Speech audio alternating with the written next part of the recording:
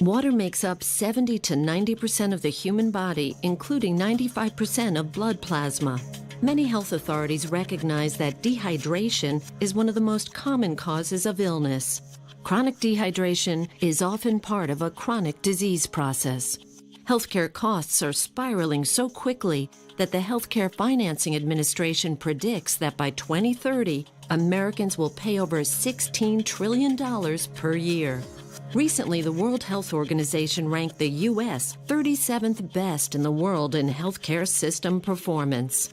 Consumer unease with U.S. healthcare grows, and it's no wonder. Americans are rapidly becoming the heaviest people on Earth, with overweight Americans now significantly outnumbering those who maintain a healthy weight.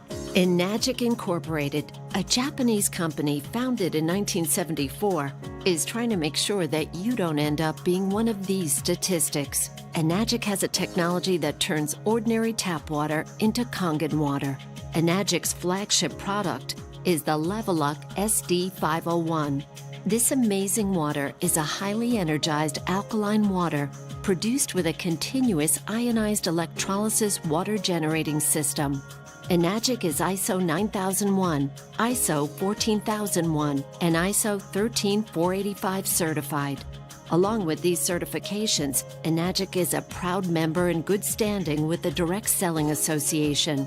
Other awards include the prestigious International Earth Environment University Environmental Award, awarded to select companies for outstanding achievement in environmental services. Kangen water has 3 important properties that distinguish it from regular water. These properties are the antioxidant value, alkalinity, and microclustering property.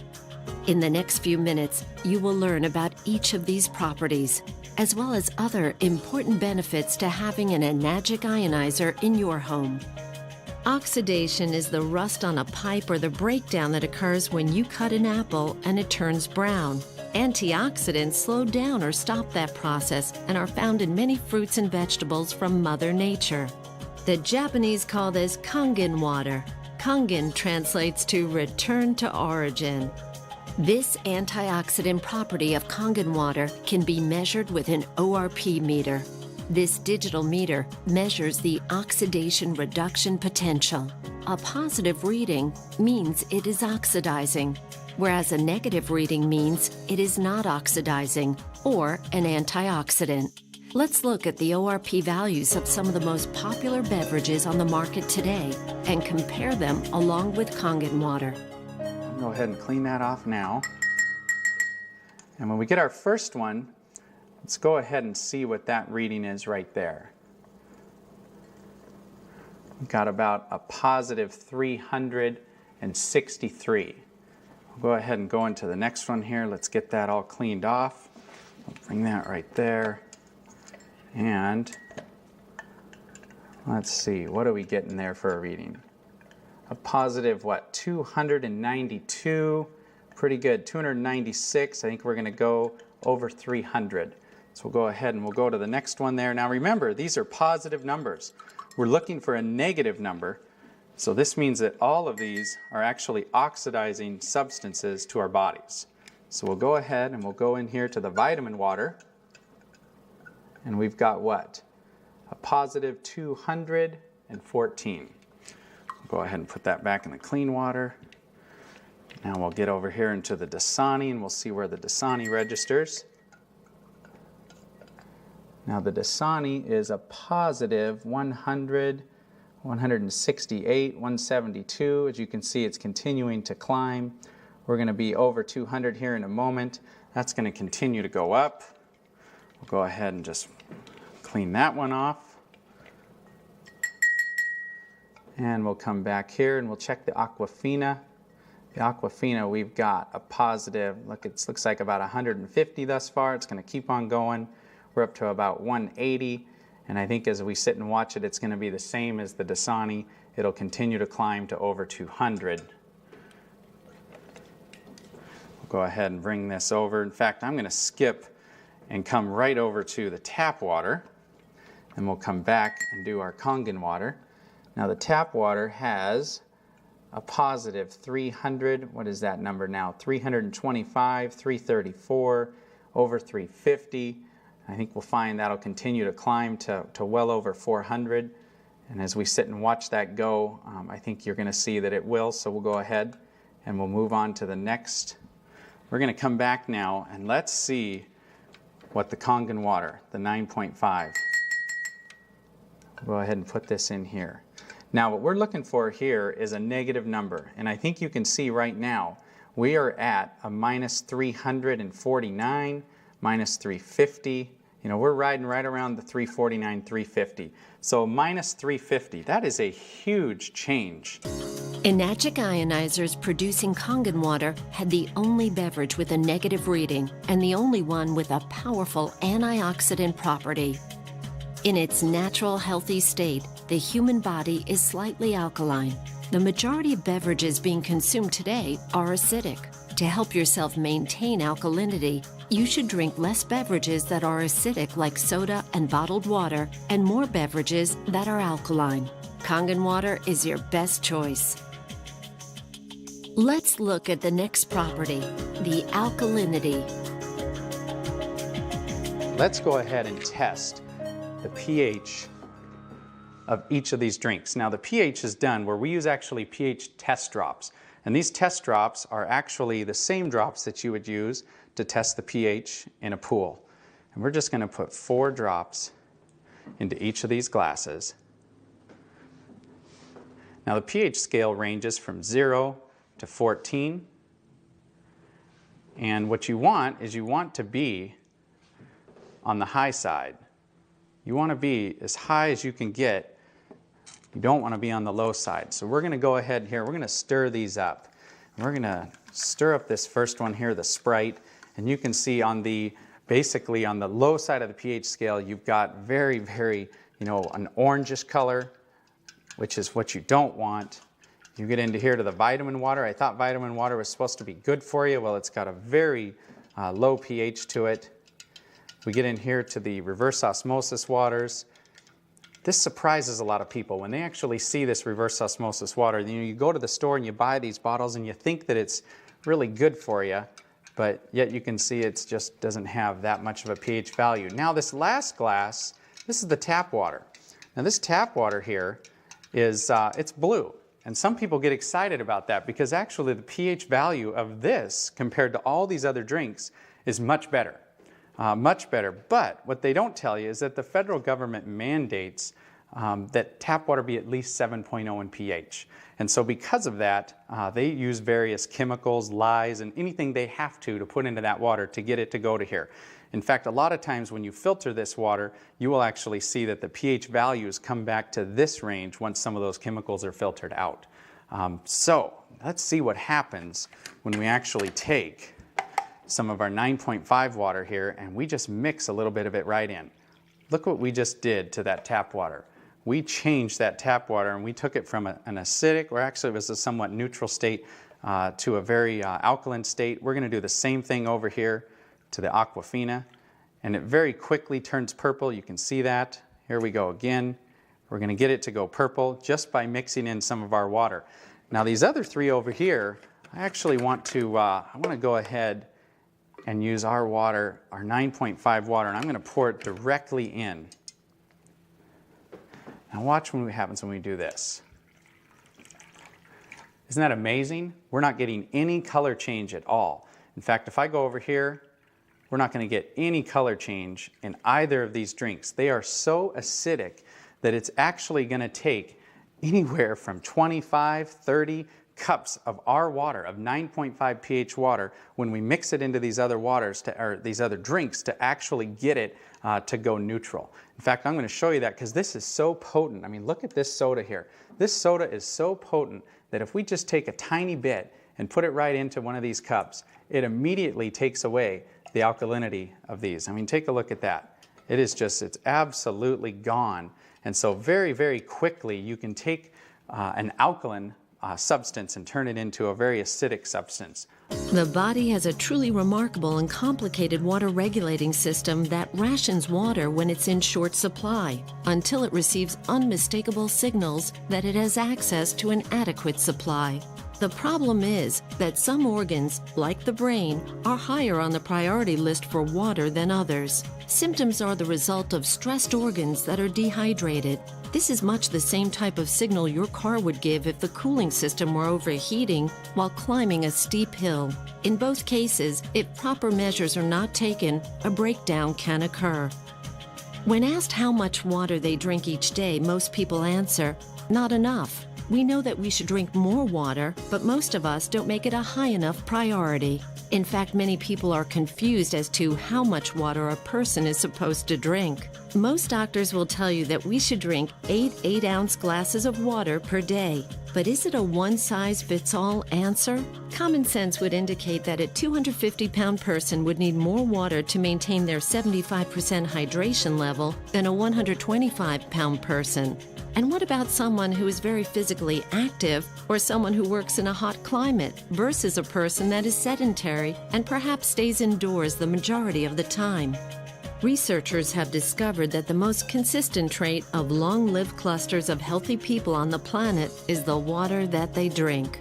In his book, The Water Puzzle and the Hexagonal Key, Mu Shixan, PhD and one of the foremost water authorities in the world, states, hexagonal water is energetically more powerful. It is the obvious biological choice. Kangen water has some of the same properties as hexagonal water. A regular water cluster does not absorb as quickly or as easily as a smaller Kangen water cluster. Kangen water is more readily absorbed by the body and allows for better hydration. This smaller cluster is also why Kangen water tastes so soft and silky. Let's demonstrate the microclustering property of Kangen water. Now we're going to make tea, or attempt to make tea, with a water that is not, it's not hot. We're not going to allow this to steep. It's just a room temperature water.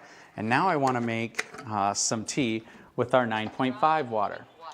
Kangen water 9.5. So we're going to go ahead and run us here another quart of our 9.5 water. We're going to give that first tea just a little bit of time.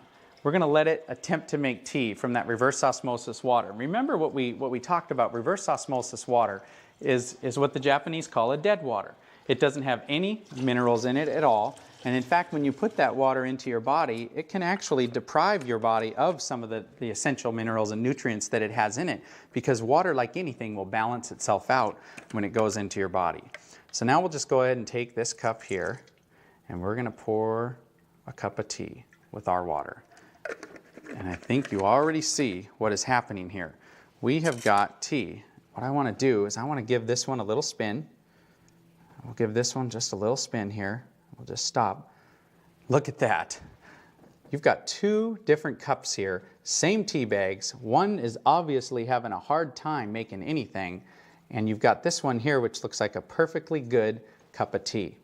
Now what's amazing about the microclustering properties is it actually will multiply the amount of nutrients that you're putting into your body and actually enable your body to use those nutrients. So as I slide this next tea bag over, watch what's going to happen. I can take this tea bag now and I can come over here and I can make another cup of tea. How about that? I mean, this property alone is amazing. For folks out there that like to drink coffee, you can go ahead and make your coffee, and you can use about half the coffee beans that you would normally use and get just as good a cup of coffee. And look at this. There's another cup. I think we could go on and on here and make anywhere from 15, 20, 25 cups of tea off of one tea bag. And there's actually nothing wrong with this at all. This is a fantastic tea, and it tastes exactly like green tea should taste, and yet it's just regular room temperature water. Let's come back over here to this little guy and let's see what's going on here. He's having a hard time getting started. I don't know too many people that would actually want to drink that cup of tea, but take a little look though. I don't think there was anything wrong with the tea bag. The problem was the water. Many healthcare experts now recommend that you drink a minimum of 1/2 of your total body weight in ounces of water each day. One reason that people don't drink enough water is that all too often water just doesn't taste very good, so we drink other beverages instead of plain water. Unfortunately, many of these beverages are polluting our internal environment and reducing our body's thirst mechanism in the process. This problem has led to one of the largest new industries in America, the bottled water industry. Let's take a look at just one company to see what's happening in this growing industry. Coca-Cola has 30 plants across America bottling their Dasani water. The source of this water is the local municipality. And for your information, the FDA does not require that purified or bottled water have the source of the water listed on the label. This filtered water is then placed into plastic bottles and shipped all around the world. But even if this were the answer to our drinking water problem, it just created another major problem: plastic bottles overrunning the landfills of our nation. The bottling companies want us to believe bottled water is the answer to our water problem, so that we will continue to buy it. Bottled water has now become the second largest beverage segment behind soft drinks. Bottling companies are even trying to make consumers believe by having the word water on the label somehow makes it good for you. Having an enagic ionizer in your kitchen when you're preparing food will transform your meals from ordinary to extraordinary. From washing your fruits and vegetables, cooking, baking, preparing soups, and more. When you cook with Kangen Water, it will bring out the flavor of all your ingredients. You can also remove chlorine from your water and keep it out of your food as well. Everyday Kangen. Let's prepare some vegetables and take a look at what's being found on our food and in our water. In this jug, we have an 11.5 pH water that comes out of the machine. When we come over here and we set it at the 2.5 setting, we actually make an 11.5 water. And just to show you what it looks like any other ordinary water. What I'm going to do here is I'm just going to go ahead and fill that first cup up. Just pour that right there. And now for the second tomato cup, what we're going to do is I'm just going to go ahead and use just some regular bottled water, because I think a lot of us are starting to learn. I mean, it doesn't take a genius to see what's being talked about in the news, all the different chemicals that we're finding in our tap water. And so now let's remember that this one on the left, we're going to set this right here. In fact, I'm going to put this jug right here so we remember. And this one on the right, we're actually going to test the chlorine, the amount of chlorine that we have in this tap water. So we'll put 4 drops there. We'll go ahead and stir this up. And that yellow color, you can see, is a ton of chlorine. That is a lot of chlorine, and of course that chlorine's put in there, I guess, to protect us, but I certainly don't want to put this chlorine into my body. But here's what happens when we go down to the store and we buy a fruit or a vegetable or whatever it is, and we decide to wash it off. We would normally put that right under the tap. Well, we're going to show you what happens when you do that. Now we're just going to give this a little stir, just like we would. And if you do that, watch what happens here.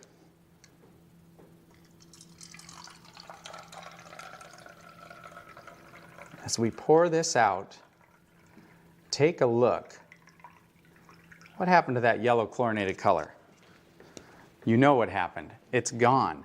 The reason it's gone is it absorbed right into the onions, which now, of course, we're going to eat. I just put more chlorine drops in there to see how much chlorine's left in that water, and there's none. So let's go back now to these tomatoes, and let's see what's happened. Get a couple more glasses here, and let's go ahead and take a little look here. This is what the Dasani. Reverse osmosis water is in a lot of homes. People have these filter systems that are built right in, and basically they do it because they think that that water is very, very good for you. Now, what did we wash off of these tomatoes with that water? I think you can tell it doesn't look like much. That looks like regular old clean water.